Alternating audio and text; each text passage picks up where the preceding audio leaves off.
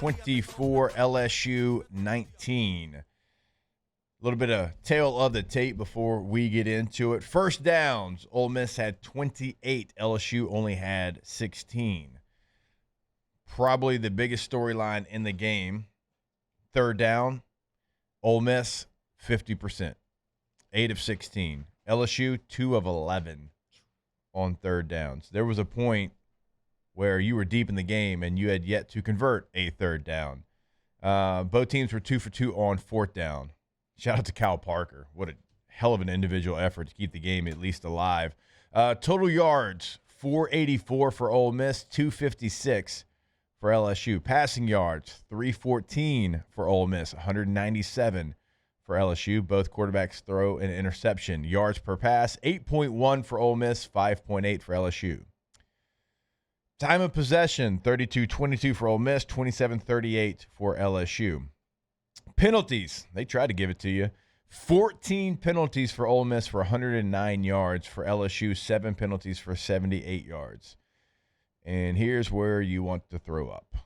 Rushing, 170 for Ole Miss on 42 attempts, 4 yards per rush. For LSU, it was 59 rushing yards on 21 attempts, 2.8 yards per attempt. Your leading rusher was Harlan Berry, who had 7 carries for 22 yards. That was your leading rusher. Certainly, that's troublesome. We've talked about the lack of the running game, the inability to run the football. Now, this was an Ole Miss defense coming in that, we harped on it time and time again, was 16th in the SEC, and they were 16th by 30 yards, right? They were, somewhere like 195, 15th was 165, somewhere in that range. And you still ran the ball 21 times for 59 yards. Now, you can make the argument a lot of the rushing yards Ole Miss gave up was to dual threat quarterbacks. I understand that.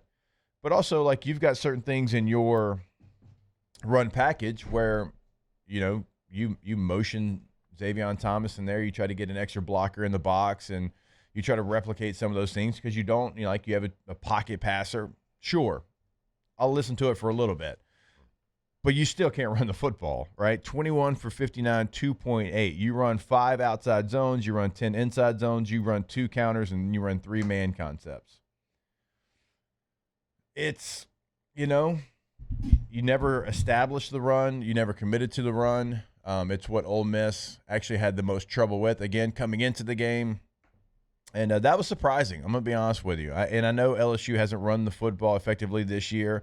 But I thought, Matt, even down A-back, even down Caden Durham, you've got Harlan Berry. Juwan Johnson had played really well. Caleb Jackson only gets 1 carry in the game here. Xavier Thomas actually gets 4 carries in the game, but when you motion him in the backfield, you get him the football every time. Mm-hmm. There's no looks off of that. Right. So there's really no plays that I've seen that are off of that. We've shown it every week. I think you ran a reverse one time. Maybe. I think to Barryon Brown. I think it was out of that formation. But we've shown that formation and that play every single week now. And Ole Miss, obviously, they watch film. They were ready for it, and they just immediately ran another guy into the box. But it wasn't the extra guy in the box that was really making the plays. It was just linemen getting beat at the line of scrimmage, getting beat at the point of contact. We are doing a really poor job of blocking the defensive line games. When they cross, when a defensive end goes outside, when the defensive line moves laterally, we can't block it. We just can't get off that block. We can't pass it off. It creates issues. That was trouble against Southeastern. It's been trouble every single week. Yeah. And it's reared its head again this past week. And I'm watching the game. I'm like, all right, maybe just keep going to it. We have to establish the running game. And I think a lot more running plays were called. But I'm really getting annoyed of watching so many RPOs and so many options to throw little screen passes behind the line of scrimmage. I believe we had 38 passes this past weekend. 11 of them behind the line of scrimmage. Yeah. It can be an extension of your run game if you're struggling to It's run an the option. football. It can be. It can be something where, hey, we got to get some yards, some high. And there were some of these that worked. There's some, a couple. I think one or two of them got a first down. But it seems to be the only answer that we have. When you go to the well too many times, you can't expect receivers to hold up on blocks every single time. Like you said, I see different run pass options in the NFL a ton yesterday. It was like backside one-step slants. It wasn't, I'm going to throw a screen to my receiver and rely on two other receivers to maintain their blocks. Yeah. And not get holding calls. Holding calls happen all the time. I can't remember it happening, but like it's going to happen. Yeah, LSU had one. It's going to be first and 20 because it was an Good-ass Green RPO. got one, yeah. It's going to be an RPO to the outside. I'm tired of okay, I've seen it. It's a tool to use every now and then. It's not a complete offensive philosophy. So, but still, when you hand the ball off, you have to be able to win one-on-one blocks. Our combination blocking was with two linemen or working through one defensive lineman to get to the second level of the linebackers is not good. Yeah. It's not good. They're worried too much about it. Yeah. Our eyes in the wrong spot. Early in the first quarter, left tackle, left guard, working up defensive tackle to the Mike linebacker. Left tackle gets off him, and his eyes go straight to the corner who's close to the box. Yep. Why are your eyes at the corner? They shouldn't be. Right. Guess what? He's late to get to the Mike linebacker. Mike linebacker makes a play. Yeah. It's just little things, and it's frustrating. It's like, okay, fine. Our running game, it's not going to be a threat. We didn't really know if it would be this year. Hey, but at least we got our passing game to hang our hat on. You threw for 4,000 yards plus last year. It's like you got to run the football better if you want to win a championship, and we talked about it, and you hope there would be some diversity in the run game, and you would this hope that you would have more success on the ground. But this Ole Miss secondary is not good. They're not good. We have to call it like we see it. So for LSU to not have success against that secondary, that means we were also not very good. Yeah. And we weren't. No, but we're not going to sit here. We are the most like card carrying LSU. It's like, so we can't lie. We can't sit up here and blow smoke. It was not good. It was objectively bad. Garrett Nussmeier played bad. I'm not saying anything nobody knows. I'm not saying anything that Nussmeier doesn't know. He played bad. Yeah. Something is off. Something is wrong. You can't tell me he's not injured. You can't tell me there's something not hurting him. I don't know what it is. I don't know if it's an ab. I have no idea what it is. But you can't tell me, and we can look at some later. Hey, hand in the air. Coaching flag football yesterday. Didn't get a chance to go through the film 5 times. He was. I can confirm. I was out there with him. Coaching my tail off out there, guys. Yeah. I think we completed a couple passes that LSU couldn't the other day. Not a big deal. 10U. But if you can't look at Nussmeier and say, yep, that guy's playing like he's normal. Right. There's something off. And I don't know what it is, and it's a shame. Look, for as long as he's been on campus, we've known one thing about him. He can make every throw, correct? Correct.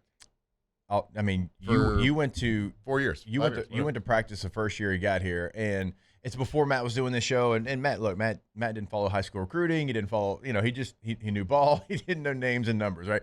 And it was one of those, hey, who's this guy? Yeah. And you text me, and I was like, well, it's Garrett Nussmeier. And you're like, okay, well, this guy can spin it. So look, obvious, right? Last year, he throws for over 4,000 yards. You go back and you look at the Oklahoma game, the Baylor game. Tate brought up the UCLA game where he's hitting deep shots. He hit one against South Carolina. That crosser that he hit to Lacey coming across, I think it was the final drive to go take the lead. Incredible throw. Yeah, it was the one that got him inside the 10. And then Durham pretty much every time he's put a helmet on and they put him on the field and played tackle football, he's made throws wow. Well, I've seen people say, guys, he could have did D-balls last year. Yeah, he was overthrowing guys a year ago. He can't get it there this year. It's an amalgamation, really, of a lot of things, y'all. Like, it truly is. Thank you. Thank you. T-Bob, you listening?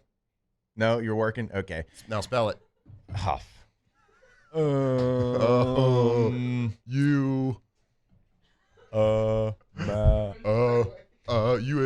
I couldn't do it for the lottery numbers right now. It starts with you. It's an A. It starts with an A. H-M. UH is crazy.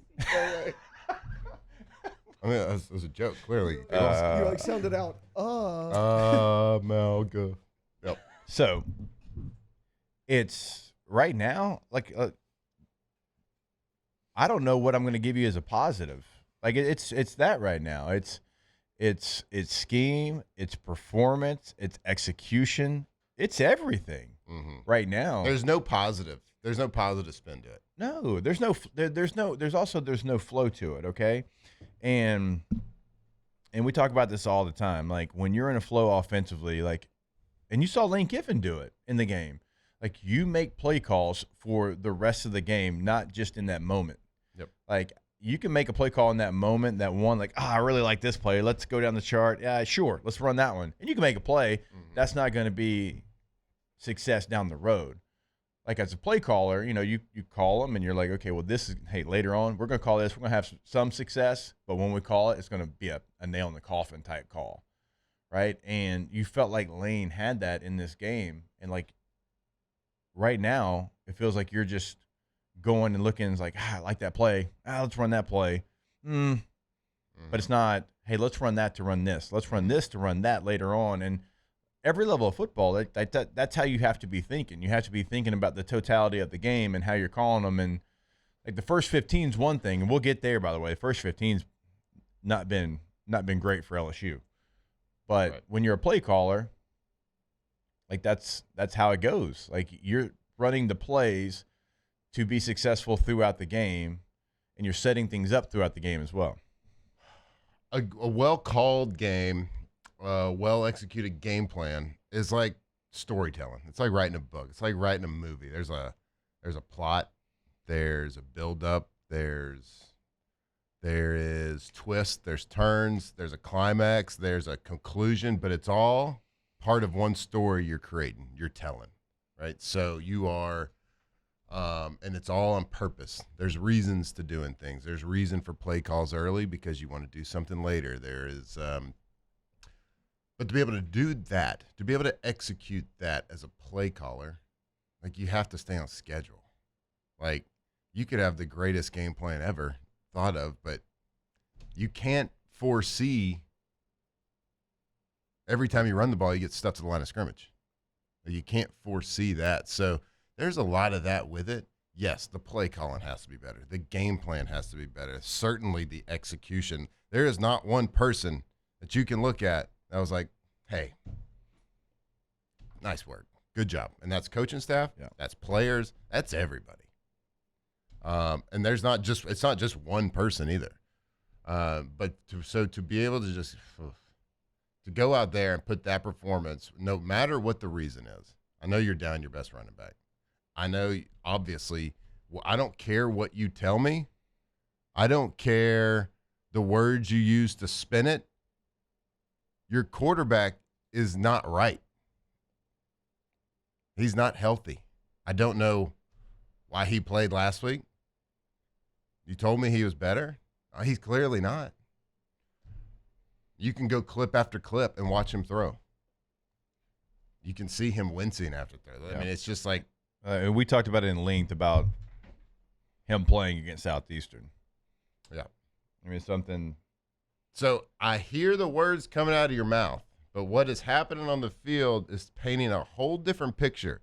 What's happening on the field statistically from a game plan standpoint and how many throws you're reliant to make behind the line of scrimmage or within a couple of yards of the line of scrimmage is telling me, like, your actions speak so loud, I don't care what you're saying.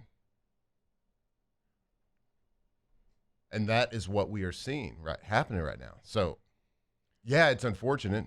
I wish he was 100%, but right this second he's not. And it's affecting the outcome of a game. It hadn't leading up to this game. We've gotten away with it. We beat two teams that were supposed to be good, and guess what? They're not very good. Yeah.